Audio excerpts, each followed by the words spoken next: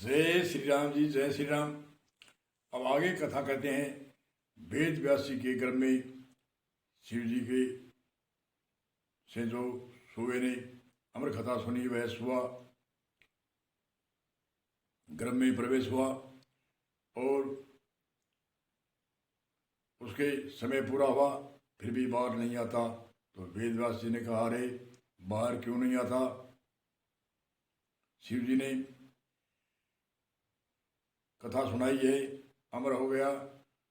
और वेद व्यास जी की पत्नी के गर्भ में था, तो गर्भ में ही वेद व्यास जी ने बहुत कथा सुनाई, बहुत कथा, अनेक तरह के इतिहास, वेदांत कथा, अनेक तरह की ऋषि मुनियों की, भक्तों की कथा, ऋषियों की कथा, अनेक तरह के ऋषि मुनियों, वही वेद व्यास जी एक लेखनी के बड़े बहुत इतिहास लिखे थे, इसलिए उनके बहुत सी इतिहास की कथा याद थी। तो गर्भ में ही वो कई महीनों तक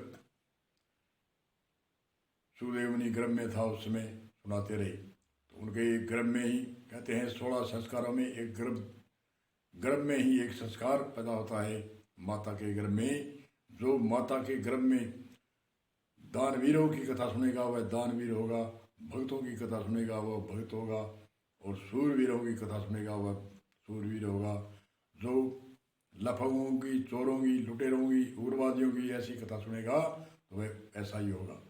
हमारे ऋषि मुनियों की शोध है कि माता के गर्भ में पहला संस्कार, 16 संस्कार में पहला संस्कार माता के गर्भ में होता है। तो माता को सावधान होकर के, माता को अच्छे विचार, धार्मिक विचार, सूरवीरों की गाथा, दानवीरों की गाथा, ज्ञानवीरों की गाथा सुननी चाहिए, धार्मिक इतिहास सुनने चाहिए। ऐसे संतों ने एक संबोधन भी दिया है, जननी जने तो संत जने कह दाता कह सूर, या तीनों में न रहे बांजनी मती गमावो नूर। जननी जने तो संत जने कह दाता कह सूर, या तीनों में न रहे बांजनी मती गमावो नूर। कि जननी जने तो संतों को जन्म दे, जो समाज के अंदर शिक्षा देवे और इस लोक सुधारने की शिक्षा देवे और परलोक सुधारने की, कल्याण करने की उपदेश देवे। ऐसे ज्ञानवीरों को जन्म दे। जननी जने तो संत जन, या दातार को जन्म दे, जो रंती देव के जैसा, जो राजा बलि के जैसा, राजा हरिश्चंद्र के जैसा, बणिए मोहते के जैसा, ऐसे दानवीरों को जन्म दे। और सूरवीरों को जन्म दे, जो देश की रक्षा करे, सीमा की रक्षा करे, जो राष्ट्र की रक्षा करे, ऐसे सूरवीरों को जन्म दे। जननी जने तो संत जने के दाता के सूर, या तीनों बिन रहे बांधनी मती गमावो नूर। चोरों के लिए, लफंगों के लिए, उग्रवादियों के लिए, जो अपराधी है, जो रोज घर में लड़ाई जाते हैं और ओड़मा जाते हैं, उन लुटेरों के लिए क्यों अपनी जवानी को खोती हो? इसी लिए संत संबोधन करते हैं। तो वेद व्यास की पत्नी ने, वेद व्यास जी अनेक ऋषि मुनियों की गाथा सुनी और वेद व्यास जी ने कहा, बाहर आओ। तो सुखदेव मुनि अंदर से आकाशवाणी हुई, मुझे भय लगता है, पर मैं अभय दान देता हूँ आपको, अभय ज्ञान देता हूँ आपको, कोई बाहर डरने की जरूरत नहीं है। कहते हैं 5 वर्ष की आयु में ही सुखदेव मुनि के एक अनवय था, अंदर गर्भ में ही संस्कार था। तो उसके ऐसी त्याग तपस्या हुई कि मैं भक्ति करूं। तो उसने कहा, मैं चाहता हूं।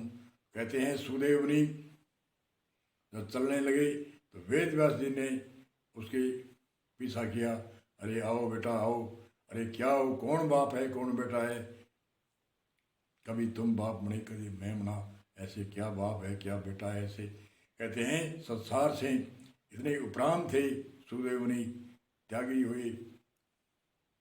कहते हैं आगे चलते गए तो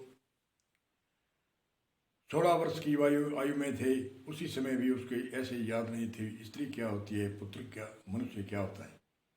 स्त्री पुत्र का कोई भेदभाव नहीं था। इसलिए त्याग तपस्या करके वन में गए। तो वो पिछली पूर्व की जो शिव जी ने अमर कथा सुनाई थी उसका प्रभाव था। वेद व्यास जी ने इतिहास माता के गर्भ में सुनाया था, उनका प्रभाव था। उनसे त्याग तपस्या करके वो भक्ति में लगे तो आकाशवाणी हुई, ये जिज्ञासु है, ये भक्त है और ऐसे खब्बा रीता है। बिना गुरु के ज्ञान नहीं होता और ज्ञान के बिना मुक्ति नहीं होती। कहते हैं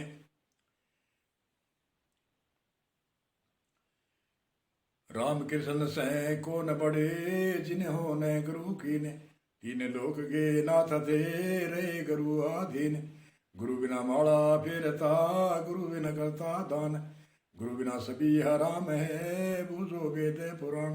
वेद उदधि गुरु बिना लागे लमणे समान, बादल गुरु के द्वार से इमृत से दिखाए। तो ऐसे आकाशवाणी हुई कि आप सुदेव मुनि गुरु उपदेश देव तब आपको मोक्ष मुक्ति, जो बार बार जन्मना मरना, जो अमर कथा सुनी है ये अधूरी है।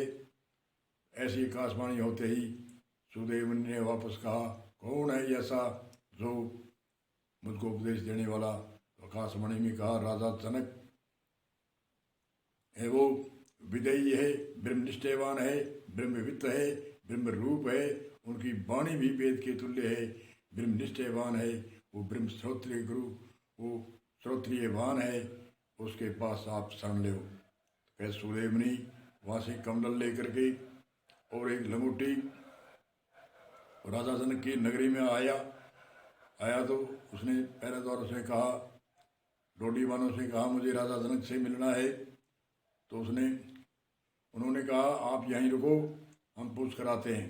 राजा जनक ने कहा, राजा जनक जानता था, सुना था ऐसे कि वेद व्यास का लड़का वन में एक त्याग तपस्या करता है और त्याग तपस्या के अंदर तप के अंदर तामस करूँ।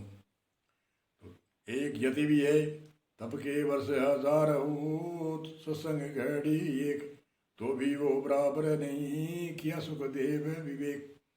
अब सुदेव मुनि को राजा जनक ने कहा क्या उसको पैरी पैड़ी में रखो, मैं जब आज्ञा दूँ तभी लाना है अंदर। तो कहते हैं 7 दिन एक पैड़ी पर रखा और 7 दिन एक पैड़ी पर और 7 दिन एक पैड़ी पर, 21वें दिन इजाज़त दी अंदर जाने की। तो वो तपस्या में तो बड़ा गंभीर था सुदेव मुनि, क्या समझता था। और अंदर जा करके प्रणाम किया और प्रणाम करके उपदेश की चर्चा करी। तो सुदेव मुनि को राजा जनक उपदेश देते हैं। कोई एक दिन में ऐसे मनुष्य के उपदेश नहीं लिखता, कई रोज तक वह उपदेश देता रहा। वेदांत ज्ञान, वेदों का निचोड़ आदि आदि उपदेश करके जनक राजा उसको उपदेश देता रहा और देते देते ऐसी नींद में व्याकुल हो गई। तो सुदेव मुनि को नींद आई। कुछ मन में ऐसे हुआ कि राजा जनक है, आकाशवाणी हुई है, ये विदेयी है, ये निर्मोही है, ये ब्रह्मनिष्ठवान है, ब्रह्मवित्त है, इनकी वाणी वेद के तुल्य है, गुरु उपदेश देने का अधिकार है और इनके बच्चे हैं, रानी है, प्रजा है, देखभाल करता है, शासन करता है। ऐसे ऐसे थोड़ी चिंतन हुआ तो सुदेव मुनि को कहते हैं एक सपना आया और सपने में उसने एक शादी करवाई और शादी करवा के बच्चे हुए और बच्चे को खिला रहा था, या कैसी भी एक अलग अलग कथावाचक कहते हैं। वो बच्चा गिरा और झिझका और झिझकते ही राजा जनक ने कहा, अरे एक परिवार में 2 परिवार कैसे कर दिए सुदेव मुनि। और उस टाइम में बड़ी नम्रता हुई सुदेव मुनि की, ये बड़े अंतर्यामी है, बड़े महान पुरुष है। बार बार अष्टांग दंडवत प्रणाम किया, धन्य है जनक गुरुदेव, धन्य है जनक गुरुदेव। ऐसे करके उपदेश लेकर के और वो वापस ही वन में गए और विचरते रहे। ये कथा यही विराम देते हैं।